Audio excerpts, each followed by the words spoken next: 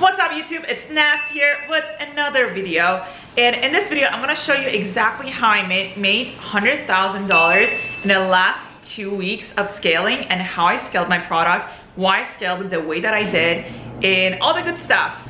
So if you're interested, keep watching.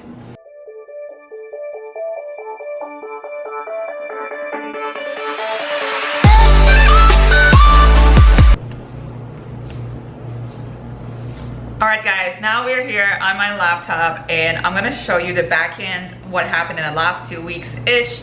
It's between June 8th till today, June 25th. Today that I'm recording this video is June 25th.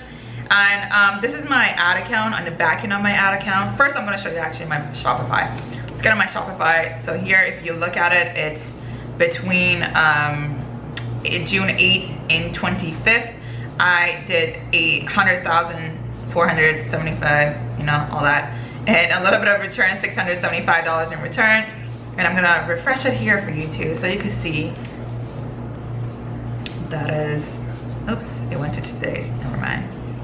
No, so we're gonna go pick the date. We're gonna go pick the date first. Let's do between 8th to 25th. That's when I hit my 100,000, and around that time. So we're about 100,000 exactly right here.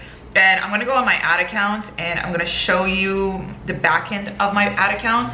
And if you go to an ad account, if you're running Facebook ads, you know that Facebook ads always miss some of the sales. So almost around 20,000, like you see, is June 8th to June 25th.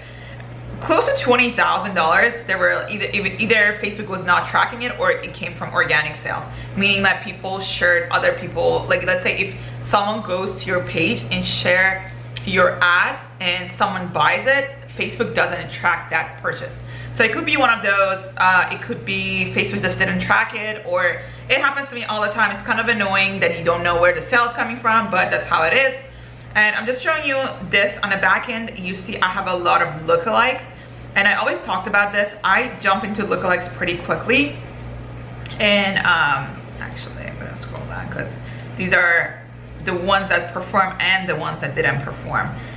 So I have a lot of lookalikes, like you see, is 1 to 2% view content, 1 to 2% again view content. Usually it's funny because every time I feel like I scale, my view content actually performs so much better than my purchase lookalikes.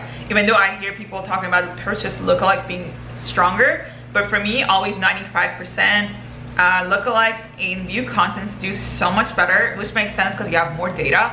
Unless you have crazy amount of purchases, I would say honestly it gets very accurate when you have 1,000 purchases. I heard people saying 100 purchase, but like that doesn't do anything for me. And here the ROAS is about 3.22. Gosh, I can tell. So as you can see here, we spent about close to 26,000. In the website purchase conversion, it shows here that's 83, but in reality is $100,000. And I'm gonna go on my order metrics again, something that most people don't talk about. So what's your if that's the revenue that you see, right? No expenses, no business expenses, no nothing. I'm gonna show you what my profit is after I spend everything. So I spend my ads, I spent for my products, I did refunds, my transaction fees.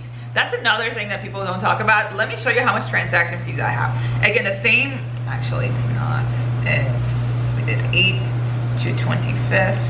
This is order metrics. If you don't have it, you need to get one of these. It gets your business organized. You need to know your numbers. If you're running a business, you need to know your numbers.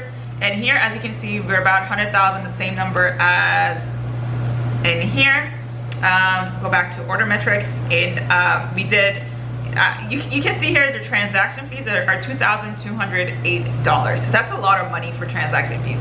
If you didn't have order metrics, like you'd have to do it manually, which would take a lot of time. So this kind of calculates your PayPal transaction fees, your Stripe, your whatever processor that you're using. It calculates your fees. It calculates all your refunds. It tells you exactly what your cost of goods are. Now scrolling down, you see I'm about 25% net margin, which is about average, I guess. I usually aim to be over 30%, but that's what it is for the last 2 weeks. And this is my actual net profit. This is my take home. This is like the money that I get to keep, right? It's about around Why do I get an accent? $25,000. And yeah, this is for the last 2 weeks, and I haven't been trying to scale as hard just because my supplier didn't have enough inventory on this one product. I'm scaling 2 products at the time right now, but one of them was out of stock for a while, and then the other one didn't have enough in the inventory. And now we're gonna talk about how you're gonna do this, right? So now, like, I'm showing you all this. What do I do? What do I do that I get these numbers and I find winning products almost every couple weeks? You know, like I don't even test. I feel like when I have 2-3 products that I'm scaling, I kind of don't test as hard just because I want to focus on those products. Testing takes a lot of time. For me, at least, I like to test a lot of products at the same time. So I kind of stop when I'm scaling a couple products. But now I'm kind of back because now I have 1 product out of stock, and I'm scaling 1, but I'm gonna be back testing a little bit hardcore, more hardcore. So how do we do this? How do we get these numbers? How do we do this? And I always tell people dropshipping, Shopify is pretty simple, but it's not easy. It's just like any other business. You need to have some money to spend on ads. Like you see, we spent about $28,000 in the last 2 weeks. And I'm not saying go ahead and spend $28,000 if you don't know the product is a winning product or not, but you need to have a couple $1,000s in the beginning to pay for your ads, to pay, to learn from someone or something, or YouTube or something. Basically, either you could pay someone to teach you how to do Shopify, or you could spend time learning it. But basically, what do you do if you learn from someone? You kind of eliminate that long period of time that it's going to take you to learn something. So you pick whatever you want to go, what route you want to go. If you want to decide, if you want to go watch a lot of YouTube videos like this video clearly and learn Shopify, you could do that. And number 1 thing in dropshipping is testing a lot of products and not testing saturated products. Sometimes I see people testing the same old products that people are testing. If you see it on your Facebook feed and it has a lot of comments, the chances are if you test the same exact products, it's not going to work out because it's already saturated. Those people have high budgets, they spend a lot of money, and they already exhausted the audience.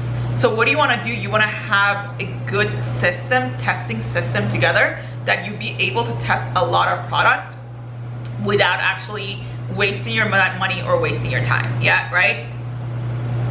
Test a lot of products. And how I usually, what I did here with my scaling, so let's say you have a winning product. What I usually do, I scale into, let's say after I have 5-6 sales in each ad sets, I like to test between 5 to 10 ad sets each campaign when I'm testing a product.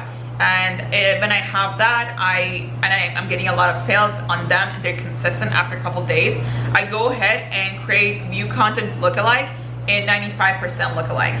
And what I do, I create $50 for each lookalike to test the lookalikes. That's what I did for this specific product. And from there, I just increased the budget, kind of went from basically, I kind of increased the budget and tried to scale it from there. And what else I want to talk about? Dropshipping Shopify is not very complicated. It's very simple. It's not easy, but it's simple as long as you follow certain rules and you have kind of direction to follow. That's all it takes for your store to be profitable. And I know like so many people talk about, oh, just go sell this, it's easy money, easy this, easy this.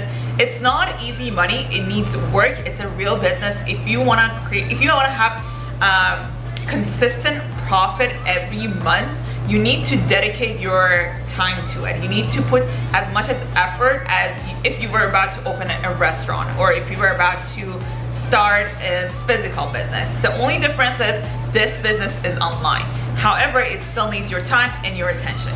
And I think that's it for now. If you like this video, don't forget to give it a like and subscribe. And if you're interested in learning more about Facebook ads, getting really detailed, all these scaling methods, go ahead and click the first link down below, and I'll see you guys on the next video. Bye bye.